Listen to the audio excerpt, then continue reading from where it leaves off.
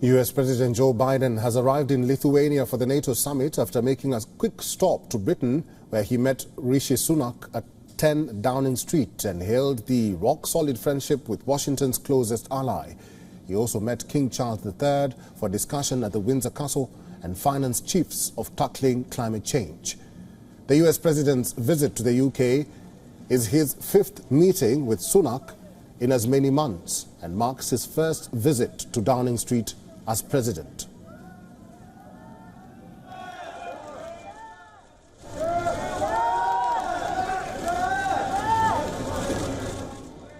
It's good to be back. You know, we've only been meeting once a month.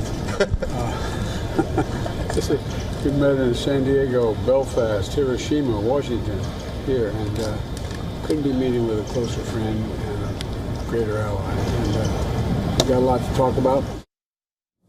While both countries signed a new economic partnership and the Atlantic Declaration recently, the meeting ahead of the Vilnius summit comes amid differences over transfer of US cluster munitions to Ukraine.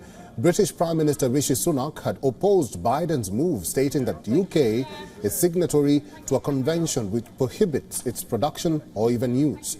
Sunak's last visit to the United States had also not been a fruitful one. He failed to establish UK's ambitions for a post-Brexit free trade agreement with Washington.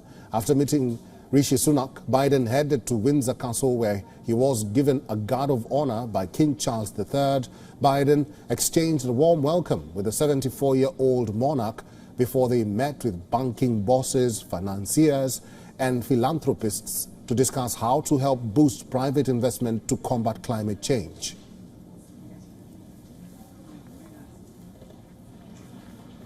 Well, let's understand the importance of Biden's quick visit to the United Kingdom. We are now joined by our correspondent Alex Izard from London. Hi, Alex. Good to see you. Probably you can tell us what was discussed. Do we know what was discussed between President Biden and King Charles III?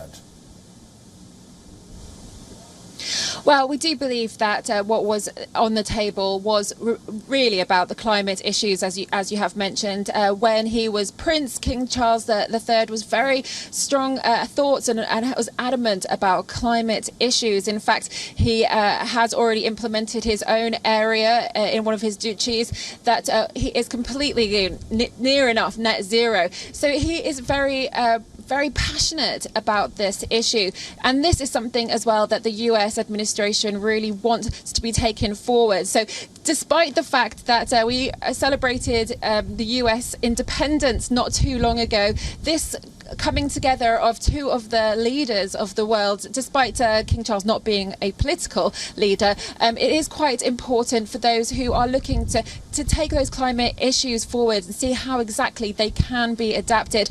King Charles III definitely has some great ideas. He's been banding them about for a few years. He spoke at G20 as well. So that would be really something that they could both work together on and try and move forward. But of course, King Charles III does have to be a bit careful when he's thinking about political correspondence, because the monarchy here in the UK is meant to be constitutional only and not really have much say over the politics, whether it's within our country or with others. Our correspondent from London, Alex Izard, thank you very much for talking to us today. WION is now available in your country. Download the app now and get all the news on the move.